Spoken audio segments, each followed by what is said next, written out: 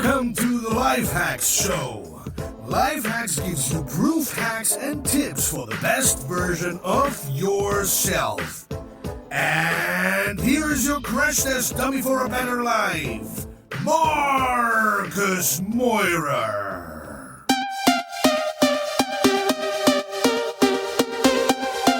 Yes, yo, I'm Marcus Meurer and this is a Life Hack Show on the DNX podcast. DNX is the global movement that gives you back the ownership of your life. Today I want to share with you exclusive content from our first ever DNX Digital Nomad conference in Berlin. But before we start, please check out our upcoming DNX Digital Nomad conference with lots of pre-events, side events, a main event with keynote talks from speakers like Pat Flynn or Natalie Sisson, workshops, mastermind sessions, a big party, and all this will happen in September 2017 in Lisbon. You can check out all details and the whole program on dnxglobal.com. See you in Lisbon, and now have fun with these exclusive keynote talks from the DNX Digital Nomad conference.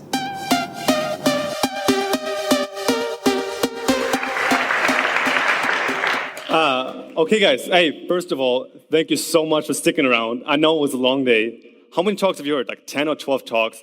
That's a lot. So I'm going to switch things up a little bit, and most people talked about business and how to start a business and how to start a business on the road and entrepreneurship. And I'm going to switch it up a little bit, and I'm going to talk about psychology. And you heard a lot of people talk about, all the speakers before me, that, when you start your own business, pretty often you have certain challenges, and you have to step out of your own comfort zone over and over and over again. And I will talk about how you can train yourself so you become better at this process. How you can train yourself to become better at the process of stepping outside your comfort zone. And more specifically, I will talk about fear and how you can become better at dealing with fear. Because let's face it, right? If you become better at dealing with fear, so many new things in life open up. And you also, all the principles I'm going to teach you, you can also apply them to your own business and leverage this in this area. But at the beginning, let's take a step back, and basically what I do on a daily basis and how I earn my money is by doing things like this.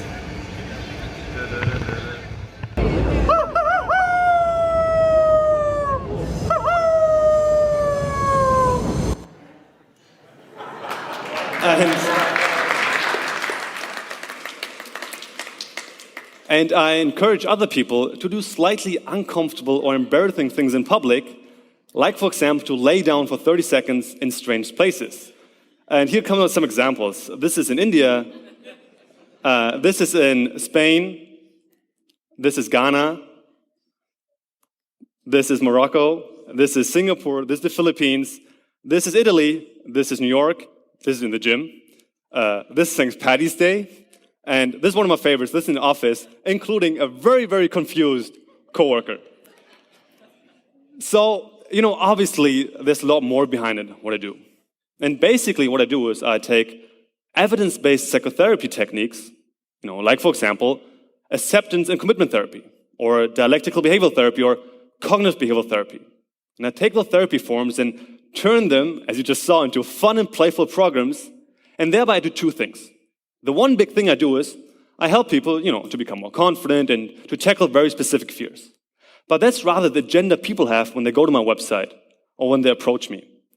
However, the second thing that I do is, and personally I believe this is my hidden agenda when I work with people, and I believe this is the more important process, I show them or I teach them how they can train themselves to consistently even move beyond this area of comfort, even move beyond this area of confidence, and how they can train themselves to act despite fear. So not only how to overcome fear, no, how to consistently act despite fear. Because let's face it, right? There's so many things in life we could do, but pretty often, fear is holding us back, and we don't, start our business, don't work an hour a year, don't quit our job, or, travel to a foreign country because fear is pretty often holding us back. And that's what I'm going to talk about today.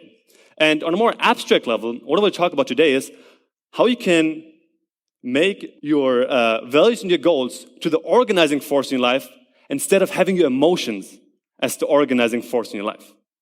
And this sounds pretty abstract, right? So let me give you an example. So who of you has ever been in a situation where you really want to do something? I don't know, talk to another person, or, start your own business, travel to a foreign country. You really wanted to do something, but then you got anxious, scared, or nervous. And because you were anxious or scared, you didn't do what you actually wanted to do. Ever experienced this? Raise your hand and say, yep. Okay, perfect. Now, this is an example for having your emotions organizing your behavior. You had a goal, you wanted to do something, but then your emotions determined what you did in the end. Now, probably, you also experienced the opposite, right? So, can I take a picture with you?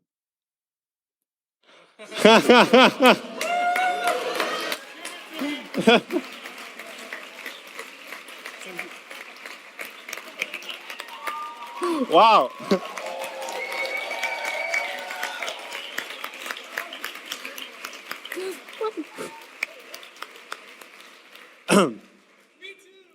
Now, the other example is having your goals organizing behavior, even though your emotions, like fear, might say something else. And now every time, probably you all done this, right? Like this gentleman right here. So probably you've done it once in your life that you had a certain goal, you had a certain value, you acted upon it even though you were scared and nervous. And most of the time when we do this, when we act despite fear, most of the time we're happy or we're proud of ourselves. And today I will show you how to do this more consistently in all different areas of your life. And similar to how you can work out your body in the gym, in the same way you can work out your mind and thereby train yourself to, withstand psychological discomfort on a more regular basis. And all these kind of things can help you. Start traveling to foreign countries, working on your idea, starting a business, or going out and putting yourself out there, putting your ideas out there, and for example, connecting with like-minded people. And I personally first got into this by basically merging two aspects of my own life. So on the one hand, since I'm 16, 17, I'm hugely obsessed with psychology and psychotherapy.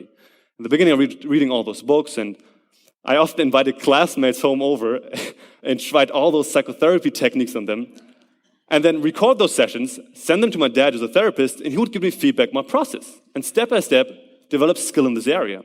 Then I was 19, finished high school, and then I traveled around Europe and literally learned from some of the best therapists in the world. And then, developed more and more skill in this area. However, during this whole time, a lot of my own behavior, a lot of my own life in general, was governed by fear. And when I was younger, I didn't even realize it was fear that was holding me back. For me, it was simply the case that there was just some things I just couldn't do. Going to party alone where I didn't know anybody, just couldn't do it. Being around cooler people, or that I viewed as cooler, and speaking up, expressing my opinion, I just couldn't do it. Even like simple things like being on the bus and talking on the phone while everybody else was quiet, I just couldn't do it because I cared so much what other people think about me.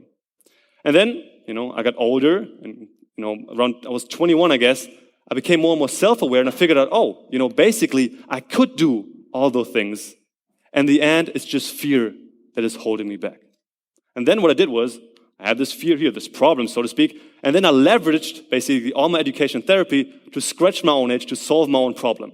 And then I kind of stumbled upon a solution, and this solution helped me, on the one hand, yes, to overcome a lot of anxieties and fear, but more importantly, I became so familiar with fear that even though I still have certain anxieties and nervousnesses, but they don't hold me back anymore from doing the things I really want to do. And then, the solution worked for me, tried it on my clients, tried it on my friends, worked for them. Then I put it up online, and then I started an online business around it called Comfort Zone Crusher. And up to this point, we have tens of thousands of people from all over the world to overcome their fears, become more confident, and become better at dealing with fear. And now, the way behind it, or, so to speak, like the gym for the mind that we use in this context are comfort zone challenges. And this was just a perfect example of a comfort zone challenge. And a comfort zone challenge is basically that you consciously put yourself in a situation that makes you nervous or insecure, or you get kind of anxious. And by doing this over and over again, you become better at this process. And funny enough, I didn't find this in the psychological literature. Instead, I stumbled upon this in Tim Ferriss' 4-Hour Workweek. And then I looked, hey, what does have like evidence-based psychotherapy to say on this topic? And they also had a solution to overcome fears, and this is called exposure therapy. And exposure therapy is a very, very elaborated concept since like 60 or 70 years. And they also have an explanation why this whole thing works, why you can face your fears and thereby overcome them, and why you can become better at facing fears in general. And now I want to give you like a little peek, so to say, behind your own psychology and show you how you can become more confident and basically what's the process that helps you to become better at dealing with fears. And basically, in order to understand this, there are two big processes. Number one is desensitization. And this basically explains how you can become more confident. The second process is expanding your behavioral repertoire. And I'm going to talk about this in a second. Now, in order to understand this, first of all, you need to understand that fear is nothing else than anticipated pain. So let's say you go into a social situation and you start to get nervous or anxious. It's most of the time because you anticipate a certain pain. For example, rejection, which is emotional pain. The second thing you need to understand about fear is one of the strongest behavioral motivators. And it motivates you to avoid this anticipated pain at all costs. Now let's say you enter a social situation, and on the x-axis we have time, y-axis we have fear. Let's say you enter the social situation, and at first, you're kind of calm, you're not nervous, and then you start to get anxious and more anxious and more anxious. And at one point, this behavioral motivating force becomes so strong that it drives you towards either escape or avoid the situation. And this could be, for example, if you're in a social situation, what do most people do, when they get kind of like uncomfortable, they start to take out their phone and check their email for the 30th time in a row, right? And then what happens is, it does work. The anxiety goes away, anxiety goes away. However, the problem with this is, the next time you go in this situation again, the fear shows up again because your mind tells yourself, oh yeah, nothing bad happened in this situation, but only because we used our escape and avoidance strategy like looking at our phone. And now how desensitization works is the following. Once again, you go in the situation, anxiety goes higher and higher, and now there's this point where your entire body tells you, dude, just get out your phone, just break eye contact, just look at your phone and just go through your email, because you don't want to withstand this psychological discomfort. But instead, you surrender to the fear, basically, you open up, and you stay in the situation. And what happens then is, at one point, your fear will peak. And in this moment, you probably experience one out of two things. Either you notice, let's say, in a social situation, you're afraid of rejection, you talk to the first person, you get kind of anxious, nervous, you start talking to the second person, you get even more anxious or nervous, you still don't get rejected. You talk to the third person, you're even more anxious and nervous, you still don't get rejected, and then your mind starts to think, oh, maybe, there's nothing like rejection, maybe I don't get rejected, and your fear starts to decrease. Or what might also happen is, you start talking to the first person, and the first person rejects you. However, you notice, I'm still alive, and it was not as bad as I expected. And what happens from then on is, your fear starts to decrease. And now you have a reference experience for going in this situation, and there's no pain waiting for you. So the next time you go in this situation, you're a lot more calmer, and there's a lot less anxiety. And probably, most of you know this from traveling, right? The first time you travel, especially alone, you have all these kind of anxieties and fears. Oh, what if I don't find friends on the road? What if I, can't communicate the language and I get lost? What if the cab driver rips me off? All this kind of fears. And then you go in the situation and you figure out, oh, it's pretty easy to make friends on the road. Or, oh yeah, even if I don't speak the language, I can still get around. So the fear or the pain that you anticipated does not actually happen. Or on the other hand, the cab driver rips you off and he charges you $5 too much, and you notice, oh wow, I was not as uncomfortable as I expected. And now this process explains how you can become more comfortable in the world in general, and how can you become more confident. And that's the process most people look for, all right? And now there's a second process happening, and I believe this is like the really important process. And the second process is called expanding your behavioral repertoire. Now, this line is a metaphor for a behavioral spectrum. So let's say you're at a party, and on your behavioral spectrum, there are a lot of different things you could do. For example, you could talk to people, right? Or you could joke around. Or when you talk to a person, you're able to hold eye contact. And you can make the conscious decision, do you want to hold eye contact or not?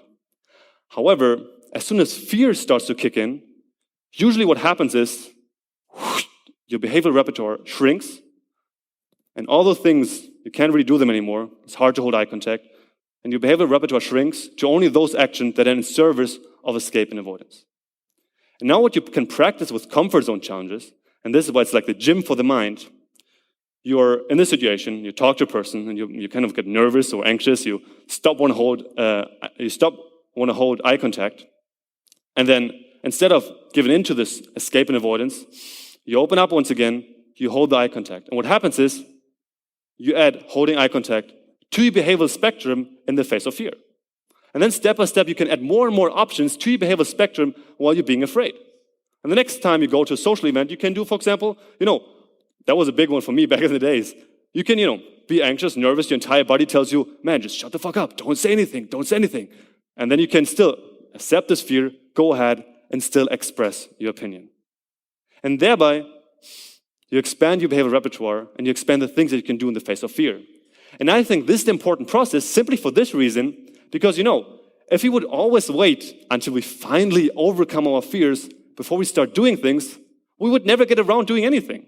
Because most new things like starting a business or traveling or even meeting new people often includes a certain level of anxiety or nervousness. And now, all this was like on a very conceptual level, so to speak. And now I want to give you like a little story of my first comfort zone challenge. And even though it's like 2 years ago now, it still feels like yesterday because it was like so, let's say, emotional, significant. And it was a Thursday, and I was at my university in Vienna, and I was sitting in the library, and I was flicking through my books, and at this point I decided, hey, I will do my first comfort zone challenge. A couple of days before, I read Tim Ferriss' 4-Hour Workweek, and I picked the challenge of lying down the street for 30 seconds.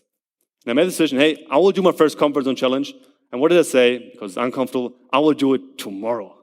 So I decided we'll do tomorrow. A couple of hours later, I left the library, I went to my train, and for those of you who are familiar with Vienna, it was Vienna Schottentor, very busy, 5 o'clock, ton of people running around, and I was standing there waiting for my train. And while I was standing there and waiting until my train finally arrived, I was thinking to myself, oh shit, a lot of people here, and I'm going to lay down here on the floor tomorrow. Whew. And then I had this crazy thought of, hey, why not do it today? And in the moment I had the thought, why not do it today? Two things happened. On the one hand, my body flushed with fear. My heart started to pound like mad. My knees were getting weak. And on the other hand, all those really, really good excuses popped up. Like, oh yeah, the floor is dirty, the train is waiting for you, your friend is waiting at home, you not got your best shirt on, you shouldn't want to make it dirty, you have your backpack. It looks kind of weird if you lay on the floor and you have your backpack on the same side.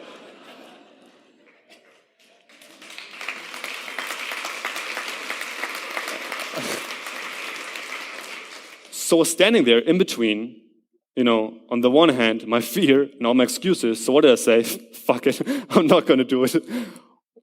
And I remember I took the first step towards the train. And in this moment, I had this epiphany. In this moment, I started to understand something. I heard this concept before, but now I really understood it on a deeper level. And I realized this fear, and those excuses will always be there, no matter it's today or tomorrow or next week. So I decided, hey, doesn't matter if I wait or not, I can do it right now. So I turned around, put down my backpack, and guys, I was terrified in this moment. My heart was pounding. I thought I was going to die. Couldn't contain this fear, so to speak. But I turned around and then lay down. And as soon as my back hit the floor, I noticed two things. And the first thing that I noticed was, there were some people look at me like I'm fucking weird. I remember there was even one mother with a kid, and I was laying on the floor, and it was kind of like interesting. So the kid wanted to walk towards me. The mom pulled her away, and I heard her saying, "Don't walk next to this weird man." However, I was not as uncomfortable as I expected. Now, the second thing that I noticed was most people didn't even care. Most people didn't even look at me. They didn't even recognize me. And with every second, I got calmer and calmer because I noticed I expected it to be a lot worse than it actually was. And step by step, I got calmer and calmer. And 30 seconds later, I got up, had a big smile on my face, and the next train came, and I got on the train, and I went home. And after this, in the meantime, I did hundreds of challenges and, saw thousands of other people go through the same process.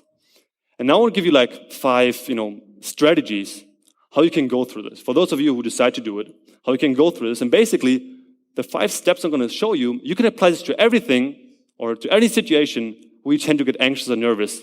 And those strategies can help you to move through it faster or more efficiently. And the first step, so to speak, or the first phase, whenever you do something scary, is always a procrastination phase. For me back then, what was it? Oh yeah, I'm going to do a challenge. I'm going to do it tomorrow. And the reason for this is because, when we do something scary or something new, we never feel prepared. So we think, oh yeah, we should wait until we finally feel prepared. But actually, it's due to the nature of the action itself that we don't feel prepared. and actually we will never feel prepared. And the antidote against this is implementing the mindset of done is better than perfect. Rather do it right fucking now instead of wait until one day you will feel prepared, because you never will. So for those of you who plan doing comfort zone challenges, that was a great example. If you plan on doing this, if you want to, train your mind, so to speak, do it right now. Do it right after this talk, for example. And for me, I realized, oh yeah, my fear and excuse will always be there, and this brought me closer to the edge. And the next step is emotions and thoughts. Because as soon as you make the decision to do something scary, and the closer you get to the moment, what will happen? Two things. You will start to get anxious and your emotions will pop up. And number two, you will have all those thoughts like, I shouldn't do it, it's stupid to do it, or I can't do it. You have all those excuses why you shouldn't do it at all. And the way how to combat this is, number one, for the emotions, you need to understand that human emotions, and Paul Ekman wrote about this extensively, human emotions basically only last 90 to 120 seconds. So the chemical reactions of emotions, they come and they go. However, what happens, and this is the reason why we experience emotions for a longer period of time, we experience the first anxiety and then it peaks and we start to think, oh shit. And then we think, oh shit, we can't handle it, we can't take it. And if you think like this, what happens? Another spike of emotions. And then you think, oh my God, it gets even stronger, I can't handle this either. And then another spike and another spike and another spike. And how to combat this is simply, instead of judging your emotions, simply describing what's going on in your body. And this is a lot of acceptance commitment therapy. They do this extensively. And so simply what you do is, oh, interesting, my heart is pounding really fast. Oh, I got this weird feeling in my tummy. Oh, my knees are getting weak. And simply start to relate like this to your emotions. And the goal is not to get rid of your emotions, but instead the goal is to gain perspective and don't over-identify with the emotions. Same with thoughts. With thoughts is the same thing. Instead of, completely falling into believing your thoughts, instead mentally take a step back. And you can do this by simply adding the prefix, I have the thought of, and then you add your whatever thought you have. For example, oh, I have the thought of, I can do it. And now all those things bring you closer and closer to the leap of faith. Because, whenever you do something scary, every single time, at one point, there's a single moment, it's like you're standing at the edge of the cliff, and this one single moment, we have to take this leap of faith. And we all know this, right? With the swimming pool, at the diving board, and we already can see ourselves jump, and it takes this one single moment to leap over the edge. And there are a ton of different strategies, and a bit more complex, but the easiest strategy to get over this edge and to take this leap is to simply count 3, 2, 1, go. And this will often push you over the edge. And then with this, you're in the moment, you're in the situation, and what this means is go all in. With go all in, I mean pick a focus in the external world and completely focus outward. Because if you focus on yourself, or if folks, for example, if I would do the lay down challenge and we would just focus on myself, what my mind would tell me is afterwards, my mind would tell me, oh yeah, nothing bad happened because you just focused on yourself. Instead, look the people in the eye. Or if you're anxious in social situation, fully focus outward, pick a focus in the outside world, like your conversation partner, for example, and fully focus outward. And similar to meditation, how you do this is you pick a focus, and yes, your mind will drift all the time, your mind will go to your anxiety, your mind will go to all your excuses and all your thoughts, and always gently bring your attention back to the focus you picked.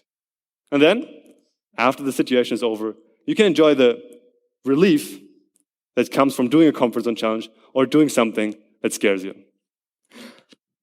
And that's it, basically. And now comes my favorite part of this whole talk, because now it's your turn for your first comfort zone challenge.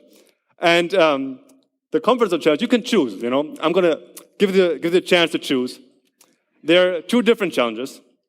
And the first challenge is you stand up, and there's a reason why I picked those things. I'm going to explain in a second. The first challenge is don't do it now, just wait a second. I look at some people, they're like, okay, let's go. Okay, you stand up, you stretch your arms, and either yell, I'm the king of the world, or queen of the world, respectively. Or the other thing is, you stretch your arms, and as I did at the beginning, hoo, hoo, hoo, hoo, howl like a wolf. And the reason why I picked those 2 things is, number one, the stretching the arm things is open up. It's like a metaphor for opening up to anxiety, opening up to your feelings. And also, since we're little kids, we're always told, oh yeah, sit still in school. If you're on the bus, don't bump into other people. Now we can practice this to open up. And think about being loud and yelling something loud, even something ridiculous, I'm the king of the world. Because, also, since we're little kids, we're always told, don't wake up your little sister, be quiet in school, don't talk too loud at the bus, and all those kind of different things. And now we can tackle this. But before they do this, I really want you to feel the anxiety a little bit before. So, if you have anything on your lap right now, put it down, and place your hands, put your feet straight on the floor, place your hands on your lap. You can leave your eyes open or close your eyes for a second. And then just for 1 second, just focus inward. And just go through your own body. Just notice how your heart is beating, how your breath is going in and out, and how you feel at this moment. Maybe you have some thoughts coming up like, oh shit, or like, oh yeah, I'm going to do it, or like, oh, this is ridiculous, why should I do it? All those different thoughts. And simply take a step back and notice how you feel. Simply describe what's going on in your body and notice all the thoughts that you have in the moment and take a step back and think to yourself, oh, I'm having the thought of, and then mention the thought to yourself. And now rate your level of comfort on a scale from 0 to 10, where 10 is like the most comfortable, you care not at all, you're super happy. And now have this number in your mind, and with this, open your eyes again. And now, did everybody understand what the challenge entails? Stand up, stretch your arms, yell, I'm the king of the world, or yell, hoo-hoo-hoo-hoo. And for those of you who are very brave, obviously do both. So, has everybody understand the challenge? Raise your hand and say, yep, if you did. Yep. Okay, if somebody next to you didn't raise his hand, explain it to him. Okay. And now, obviously, I'm going to count down from 3 to 1, and then it's your chance to do your first challenge. Okay? So, 3, 2, 1, and go!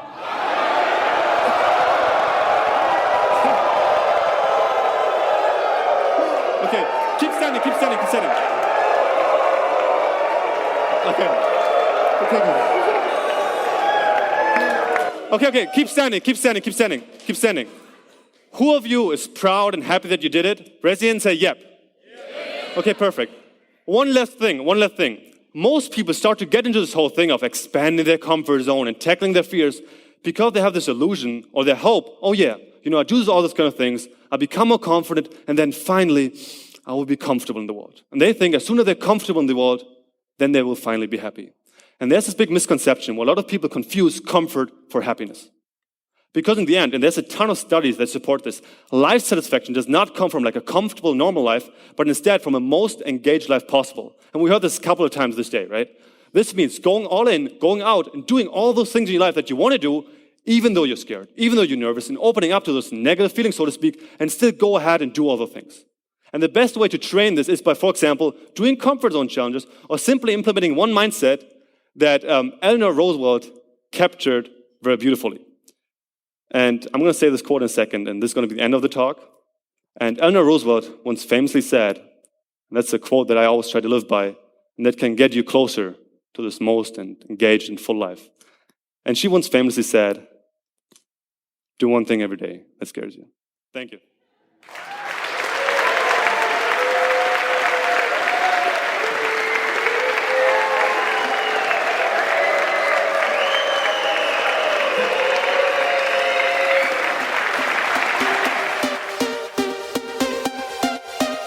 Yes, yo, this was another episode of the Life Hacks Show. If you love what you're listening to and can use some of the tools and hacks we are sharing on the Life Hacks Show, I would be more than happy if you can give me a review or rating on iTunes. Follow me on facebook.com/Moira Markus and just ping me and give me some feedback that would mean the world to me. So long, have fun, peace and out.